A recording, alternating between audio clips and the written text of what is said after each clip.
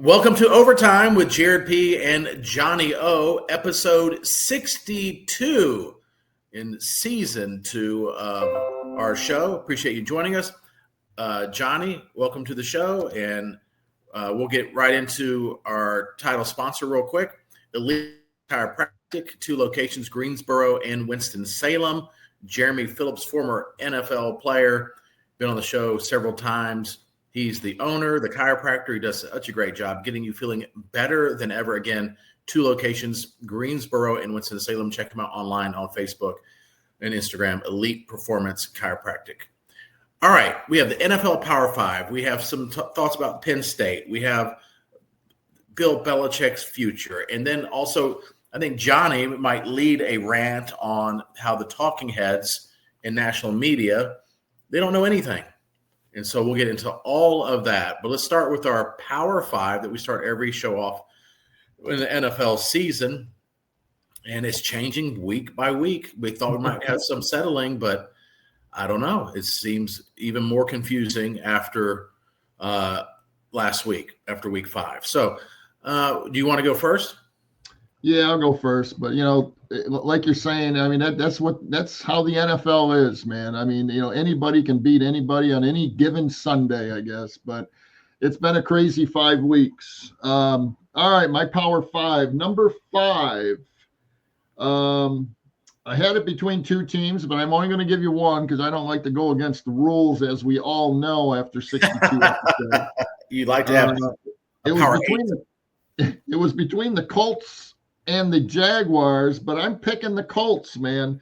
They're my number 5. They've been pretty consistent to this point. This guy out of Duke, man, Danny Jones is on fire, and he's doing everything he can to keep this team and Indianapolis, in the race. Again, 71% passing, 1,300 yards he's passed for. He's thrown 6 TDs and only 2 interceptions. Plus, they got a running game that Jonathan Taylor's got close to 500 yards in 5 games. That combination of the passing and run is definitely working for the Colts. Yeah. I got to go with them as my number 5, and it's a solid 5. I wanted to sneak the Jaguars in there after, them beating Kansas City, and they are right there, but there wasn't room for them. So I'm going with the Colts. All right. I'm going to go at number 5, the Jacksonville Jaguars. They are leading the NFL. Their defense leading the NFL in takeaways. And they had a huge takeaway against Kansas City, a 14-point swing on that pick 6 by Mahomes. Didn't see the linebacker at all.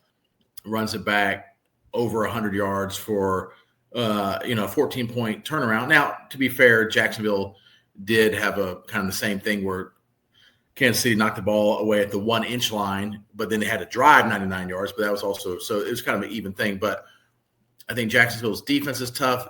It's like Trevor Lawrence is looking like the Trevor Lawrence we thought he would look like when he entered the league several years ago out of Clemson. I like them a lot. But so I have them at number 5. Yeah, no, that's a good one. And he's really coming around, and he's got weapons and doing very well. That's a good 5. It's a good number 5. My number 4 dropped down a little bit, the Buffalo Bills, but not out of it. They're still one hell of a football team. And again, any given Sunday, anything can happen. Josh Allen, hasn't been having, the turnover thing has kind of been eliminated from his game over the past, 16, 19, 20 games, but he had a couple turnovers, costly turnovers. And let's face it, New England came into there and Drake May had his little coming out party. And that man, and I'm not a big Carolina fan, but when he was at Carolina, I loved to watch him. And I think he is going to be one of the best in the league. Every game he's improving. And he looked just sensational. What was that, Sunday night? I mean, you got to give it to him. The Patriots looked, they got behind them and did everything that they could to make sure that they, it was a close game. It could have went either way, but Drake May was the deciding factor. So the Bills drop down to number 4, but they're still right there. And just make sure Josh Allen doesn't miss a game, or else they're going to be in a lot of trouble, and they will drop out. Yeah, so they'll be my number 4. Yeah, they'll be the worst team in the NFL without him. And Drake May, he's just to go with that real quick. Drake May, as a Carolina fan, yes, but so yes, watch them play more. But as my Commanders had the 3rd pick that year, 2 years ago, and I was like, oh my gosh, or the Commanders had the 3rd pick, and I'm like, and the Patriots had the 2nd. I'm like, oh man, we're not going to get Drake May. I was so upset we're not get Drake May, and then we ended up, or no, I'm sorry, they had this. They got 2nd pick, but then they got Jaden Daniels, and that's worked out for both teams. But I like Drake May a lot. Yeah. He is like a Josh Allen type player. He is. At number 4, I have the Indianapolis Colts. Wow. Okay. Yeah. I mean, outside of like one kind of fluky quarter, they should be undefeated. I know you can do that maybe with anybody, but they have a lot of good metrics. They're 4th in the league in passing yards. They're 9th in the league in rushing yards per game. Their 4th down conversions are at 50%, taking some chances. Points scored, they're averaging 30 points a game. I like that a lot. And then their defense only gives up, and this is crazy, they only give up 272 yards per game. So that's shut. No one's talking about their defense. In this day and age in the NFL, they're only allowing opposing quarterbacks 178 yards per game. That's nothing. No, that's a great stat. I mean, that's why they are where they are right now. So good pick. Again, hard to keep them out of that top 5 after week 5. My number 3, the solid Tampa Bay Buccaneers. Nice. Winning ball games. And as of right now, after week 5, they have, and understand what I'm saying. Week 5, after week 5 of this year, Baker Mayfield is the best quarterback in the NFL right now. Playing the best. Wow. Playing the best. He really is. And that's what I meant. Playing the best. Gotcha. He's right up there. But he is, he's passed for 1,300 yards. Every one of the wins have been comeback wins. So that goes, toward, his stat there. He's thrown for 10 touchdowns, 1 interception. Okay. That 1 interception, basically no turnovers. And the kicker on this is Mike Evans hasn't played the last couple games. I mean, this guy is doing it with some injuries off to the side. And, and you lose a Mike Evans, who's his, red zone phenom, and they're still winning ball games. Look out for that team. That team is playing well. Their only loss has been to the Eagles, and they could have won that game, obviously. So look, Buccaneers is my solid number 3. And Baker Mayfield is just playing great football. All right. I like that pick. They're a fun team. I think they're a fun team to root for in general. Baker Mayfield, I know you like him a lot, and I do too. And every time I see them playing, if they're this year, if they're down, I'm like, it'll be close. And it has been, and they've won them all except for that one. All right. So my number 3 team, coming at number 3 is the Buffalo Bills. I think they're obviously solid. They didn't get blown out by New England. New England, I think, is going to be good this year. They start off 0-2 and won 3 in a row, right? And so I just have some major concerns about their defense. And, against Baltimore, they gave up a bunch of points. And then now they're kind of seeing Baltimore is really not that good. So it's kind of like, what does that mean? But then again, it was, first game of the season or early on. And so it's hard to kind of gauge that. But then, Drake May was able to do whatever he wanted. They got pressure on him, but if they're going to have trouble, they have trouble when they're facing mobile quarterbacks, like most teams do. The offense surprisingly doesn't scare me because of Josh Allen, although the weapons just really aren't. I guess they have 2 really good tight ends and a good running back, but I'm still perplexed on who their go-to number 1 receiver really is. But yeah, Buffalo Bills at number 3. Yeah, I like that. I like it. My number 2 team this week They dropped. I had to drop them, but not far. My Philadelphia Eagles. Yeah. Okay. They're still in there. It happens. They could have won that game, to be honest with you. And let me just explain something real quick. Okay. Did you watch that game by any chance? Yeah. Oh, yeah. Oh, yeah. Give Denver all the credit in the world, man. They played a great game. And Bo Nix, there's another quarterback that is just ready to, take over the reins, man, in the NFL. I mean, we got some good young quarterbacks coming up. But that game could have been completely different, okay? But it wasn't, okay? And a lot of those 4 wins earlier could have went different, but they ended up winning. But my gosh, there was like 4 or 5 minutes left. Eagles are driving, and they had those 2 huge penalties. They're on the 50-yard line. Yeah. It was 3rd and 7. They get a first down. They bring it back for illegal man downfield. Okay, I'm like, oh my God. Next play, Jalen throws to Devontae Smith for a 25, 30-yard gain to the 20-yard line. Beautiful catch, first down. Oh, here we go. They bring that one back. It hurts so bad. I mean, there's so many mistakes, dumb ass mistakes they were making. Yeah. And they ended up losing the game. It finally caught up to them.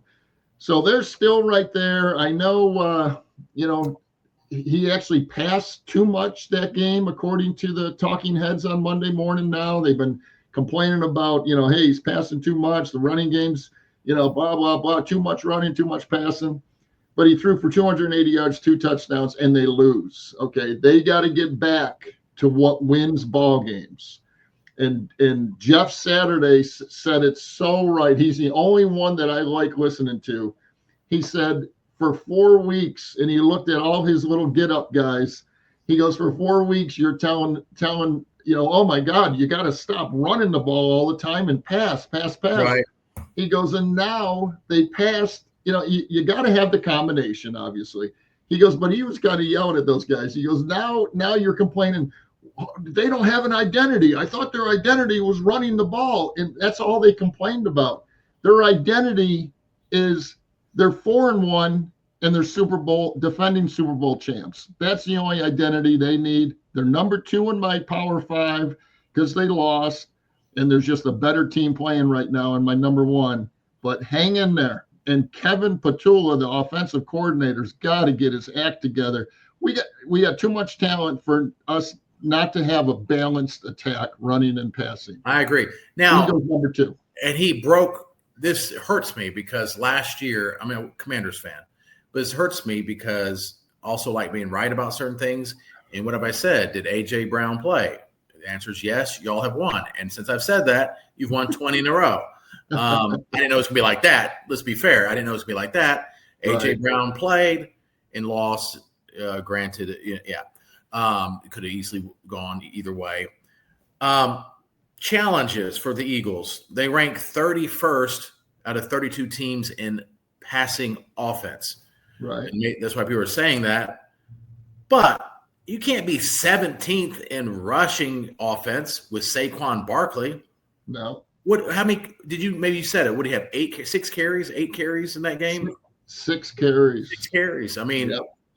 Yeah, he did have. Granted, he did have a long touchdown reception, but still 6 carries. Like what is? I mean, that's just stupid. No, I know. It's asinine. And you know what else? Real quick, to complain a little bit about my Eagles, Jalen Hurts never ran the ball. Yeah, what's that about? Yep. They only ran the ball a total of 9 times. Yeah, it was weird. It was just a weird. Are they practicing something? I don't know. It's just it's an odd type thing. They better fix it. They will fix it probably. Again, we're only 5 games in, so we should see. To be 4-1 with that schedule that they've had so far, I'm very happy. But now the next 5 games, we got to see something that's gonna kind of light them up a lot actually. The good news is, and I don't mind I'm cheering you guys on for the Eagles, but if I'm an Eagles fan, is that you haven't been using Saquon and you're still 4-1. It could be easily be 5. Although, to be fair, and it is the NFL, but to be fair, I mean, the schedule's been extreme. They probably, as we've said every week, a first place schedule, but this team with some, amazing special teams plays. Minus those, this team could easily be 2-3. Right. So there are some concerns, but the fact that you haven't maximized your receiving core or your running back and you're still 4-1 with that schedule, I would not lose any sleep if I was an Eagles fan. Right. Gotcha. All right, your number one team in your Power Five. Well, who's your number two? Oh, I agree with you, the Eagles. I'm sorry. Okay. I had them, remember, last week I said they were number two, and you were like, oh, my God. No. I get it. Hurtful. I'm very sensitive, Jared. And I said because of their offense, like I'm not seeing enough. I know. Like skin of their teeth type stuff. That stuff catches up with you. Trust me. We've seen over the years with teams that we talked about last time, like the Panthers, under Ron Rivera, 1 year they'd make the playoffs, but they're winning games. 10 of their wins were by 3 points or less. I'm like, well, if they go to the next season, they don't improve much. To keep that up is very difficult. Anyway. My number two is the Eagles, and for those stats that I mentioned, 31st in passing, 17th in rushing with Saquon Barkley. I mean, that's criminal with Saquon Barkley to not highlight him and use him, and they're not even using him sparingly. They're just not using him at all in the rushing attack, and that's just bizarre to me.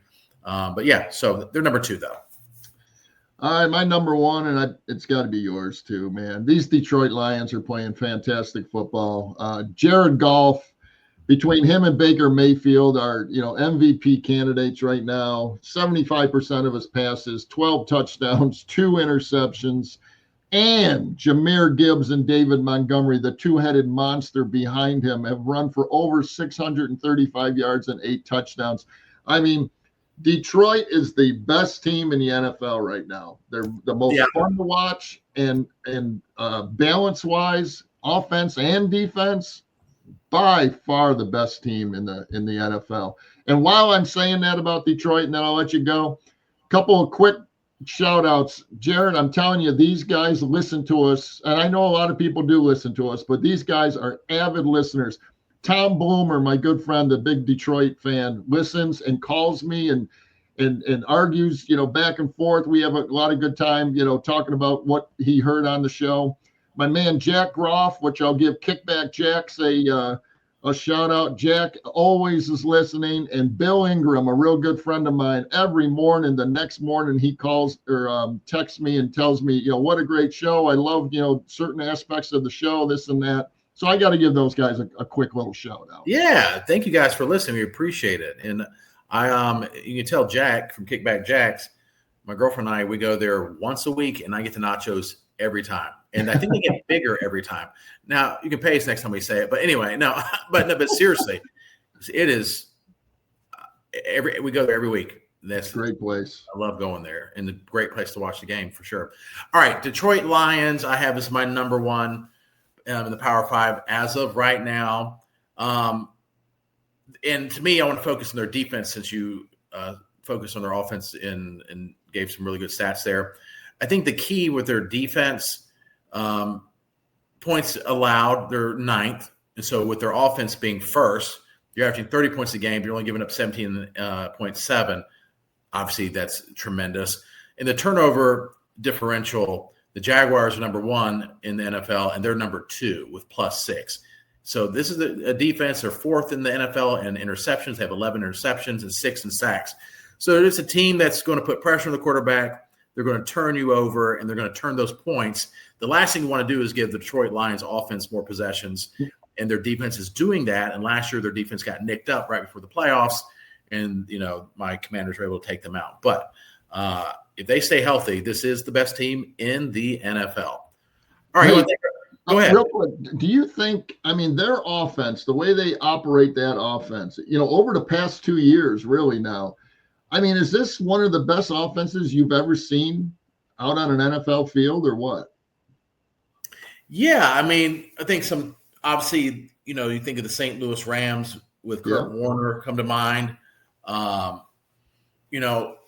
because even though I look older than you, I'm younger than you. My Redskins team at the time with Mark Rippon in the posse that year, they broke the NFL record for scoring.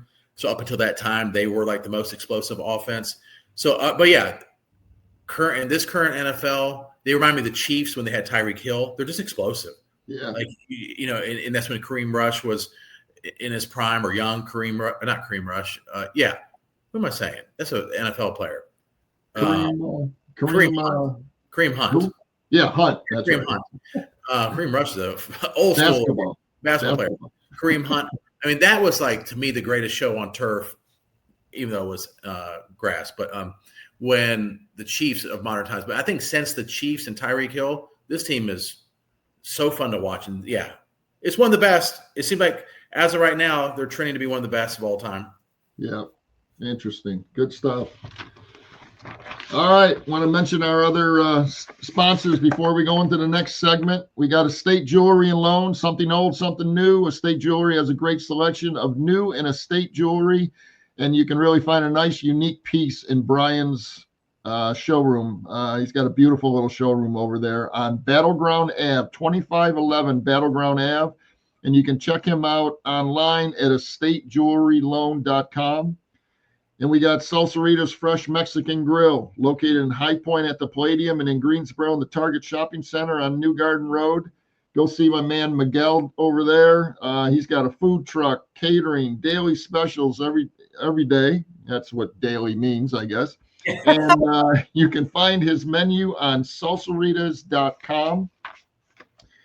And for your insurance needs, Shank and Torrance Insurance, located in Greensboro, but they serve the entire Triad and state. Brian Torrance specializes in personal insurance, including auto, homeowners, and life insurance. Give him a call at 336-310-1320 for all your insurance needs. And stop by Tee It Up Indoor over on Battleground Ave. 3 simulators, over 100,000 golf courses to choose from, and he's got a full golf store inside. Excellent. All right, so Johnny, I'll let you lead this one. Your rant about these so-called NFL experts. We can just get in discussion about it, but you sent me a text. And I'm like, yeah, you're right about a lot of this. Yeah, I was just, I was pretty wound up yesterday. I guess, because I'm not used to that Monday morning loss after an Eagle game, and then I'm listening to their bull crap on Monday mornings.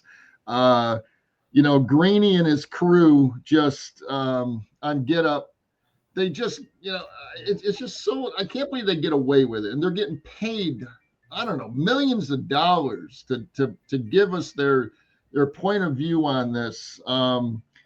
It drives me crazy. It really does. The first thing I saw that just bugged the heck out of me was on the bottom ticker coming in the next few minutes on the show.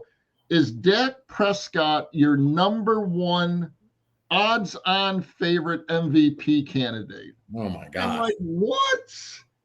Okay, he beat the Jets on. He's playing good. Don't get me wrong, but he just beat the Jets.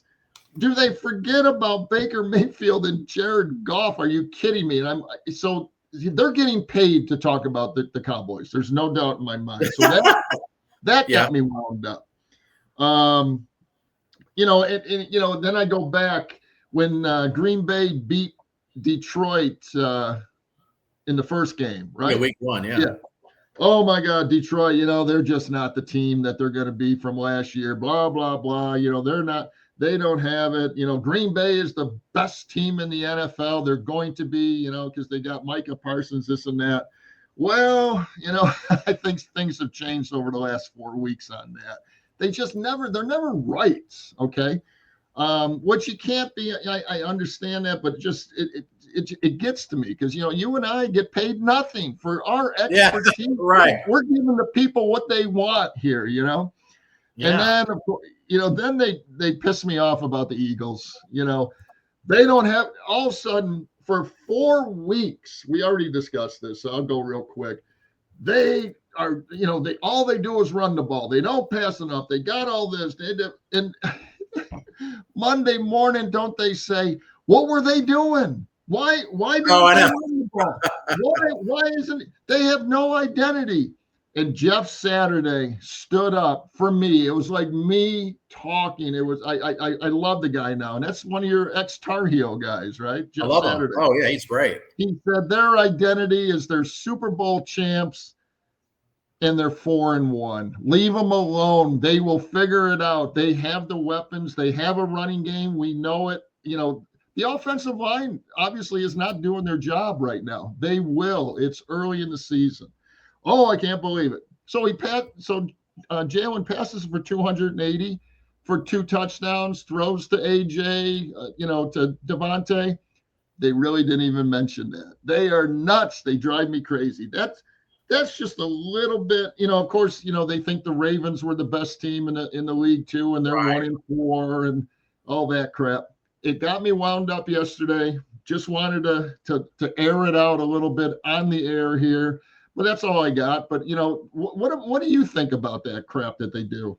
Well, yeah, I mean, I think a little forgiving for week one because there's so much unknown. Like after week one, because it's like, but then also if you've been doing this for a long time, as as a commentator, you can't make all these like bold declarations after week one or week two. And my favorite thing is what you said, and it's the total hypocrisy. Like you said, Jeff Saturday. Is this the perfect example, and it's done over and over and over. The Eagles need to pass the ball more, and they do, and they lose, and they said the Eagles need to run the ball more. It's like the gaslighting of sports fans, where you're like, wait, didn't you just say? And I love Colin Cowherd. He's guilty of that.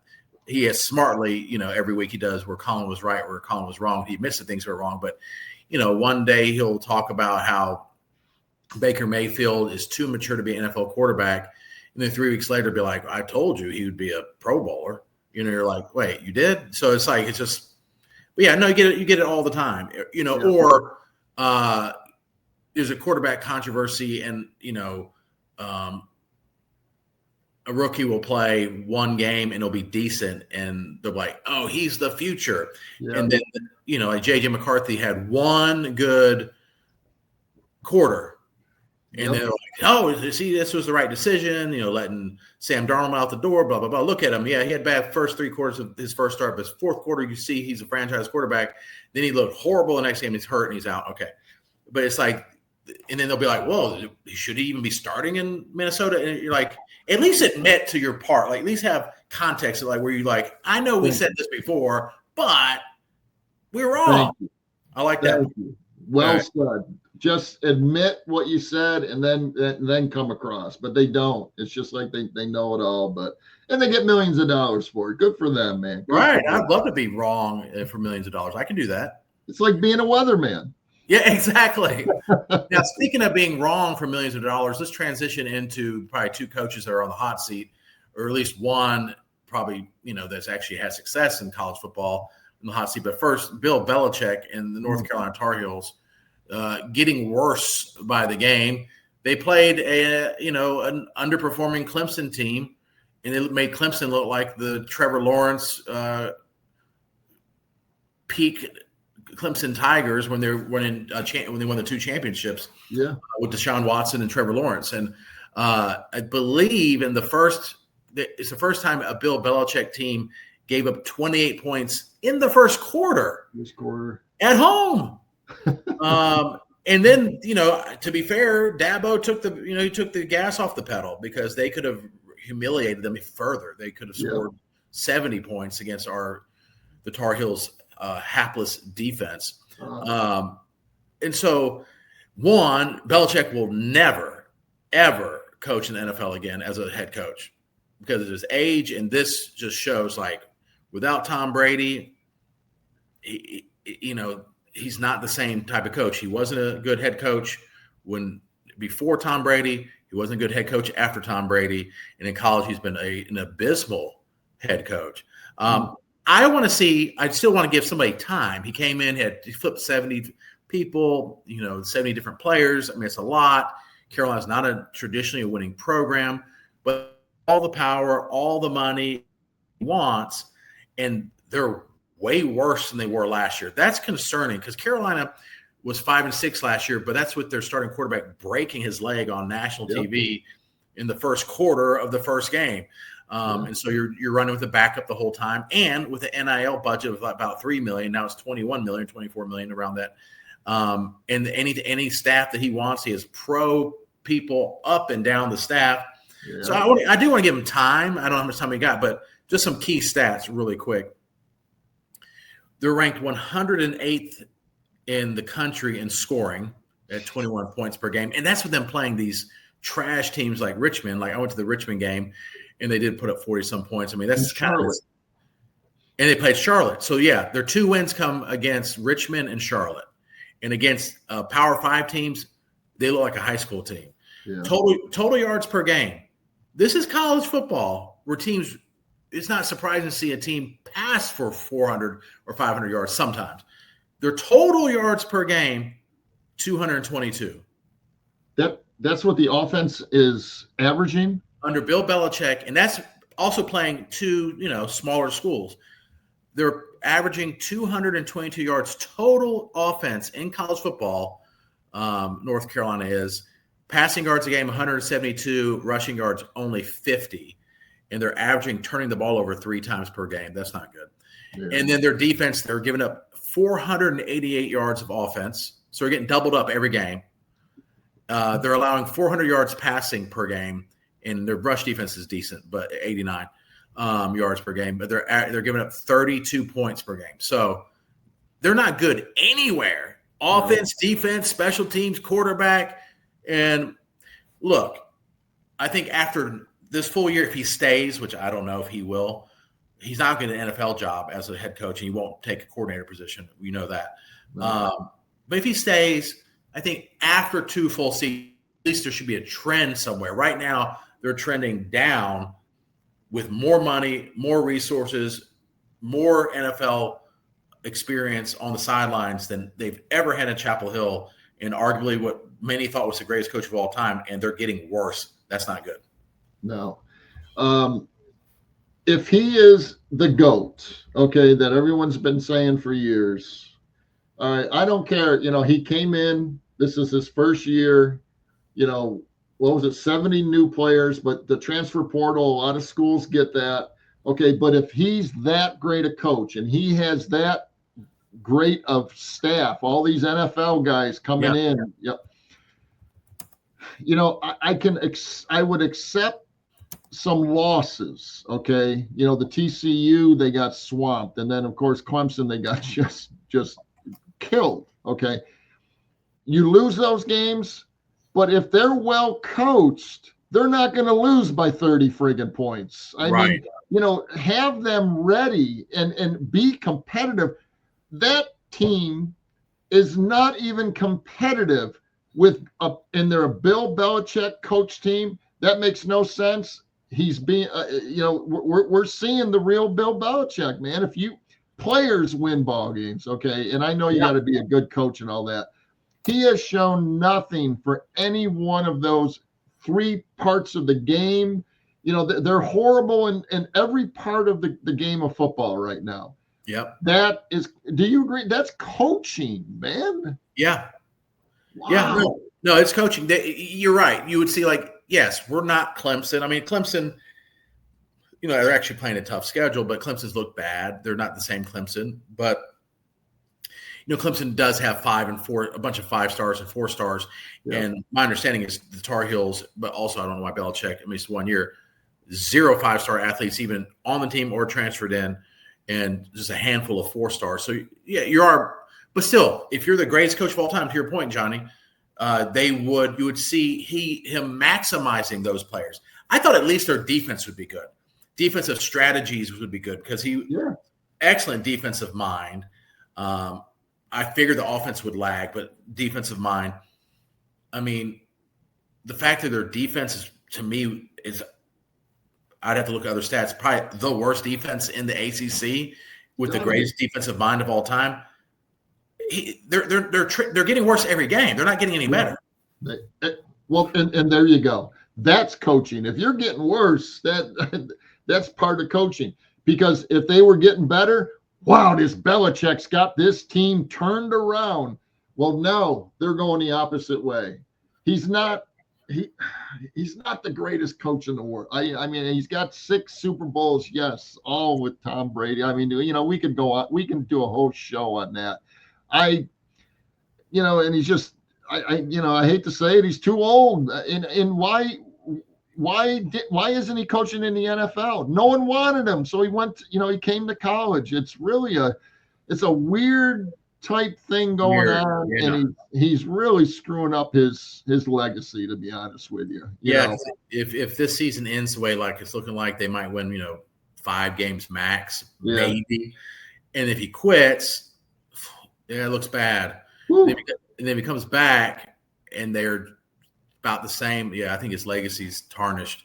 I mean, 6 Super Bowls is incredible, but you're right. The people that know him the best, the NFL and the GMs and all that, and the owners said, no thanks, we don't want him. And that's even for a couple of years. And they, and then they hired, and it's not going well right now, but they hired an older, even older, or just as old Pete Carroll. And so I mean, it's not. I don't know if the age. If you're a good coach, you're going to get it done. But it's just I don't know.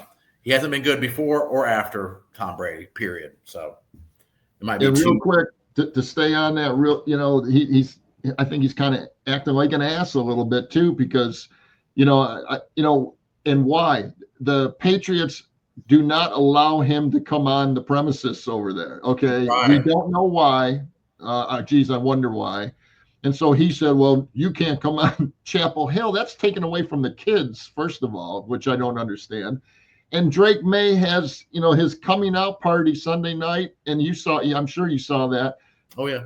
Nobody could post anything about Drake May and him about, him coming from North Carolina playing for the.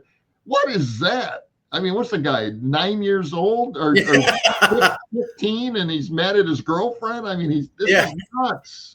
No, he is having what I would say is not a midlife crisis, but an extreme late life crisis. He's got the hot girlfriend, but it could be his granddaughter. Apparently, she's controlling. All the reports are she's super controlling. She was supposed to be on Dancing with the Stars, and they said that she had too many demands, and they dropped her. And that thing has happened. That's all the reports: demanding, and then this. So you're going to take an NFL franchise. So you're trying to sell to recruits, come play for me. I'm going to help you get to the NFL because I'm the GOAT. Basically, he's not saying that, but that's implied. Yeah. That's a good selling point. I was excited when they hired Belichick, but then you find out, he has these petty disagreements with different people in the NFL, especially the Patriots. So you wouldn't allow scouts to come from the Patriots to see your players. If I was a parent or a player, I'm not going to go to a team that's already eliminated one franchise. Yeah, and then in a pretty good franchise, right? Exactly, and he's despised by a lot of franchises in the NFL. And obviously, adults will see a guy with talent in North Carolina. They're not going to say we're not going to pick him because of Belichick, but he's not making it any easier. Yeah. So I hope it changes though, because it doesn't make sense to be this. It doesn't. It's kind of crazy, if it went completely the other way, it'd be, a lot more interesting, I guess, if Carolina was 5-0 right now, I mean, it would be really kind of cool, but it ain't.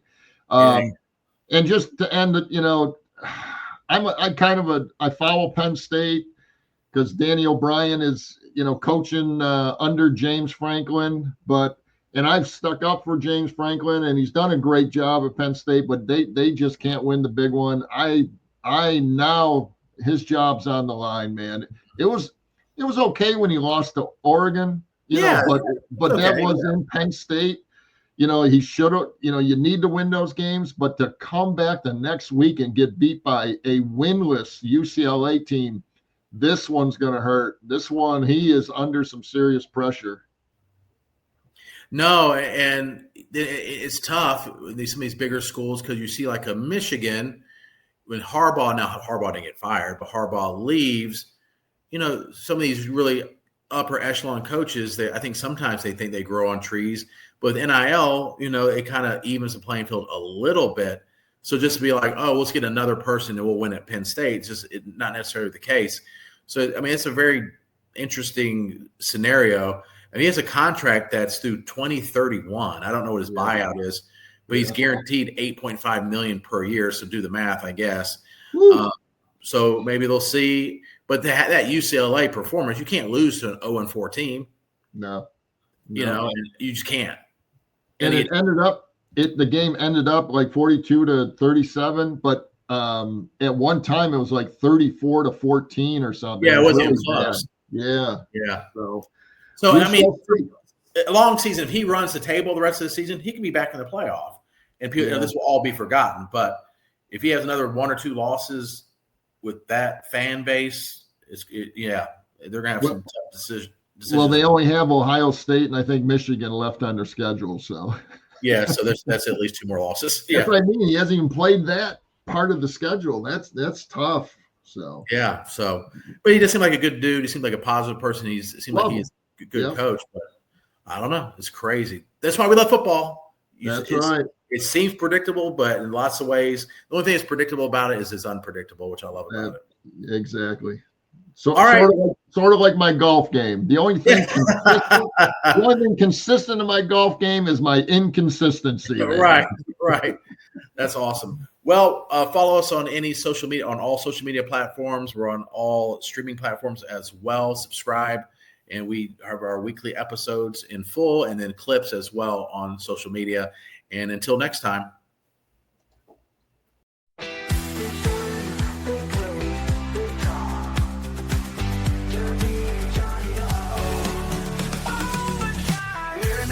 Overtime pay. We're talking the overtime play. The big stories, the big plays, the big drama. We got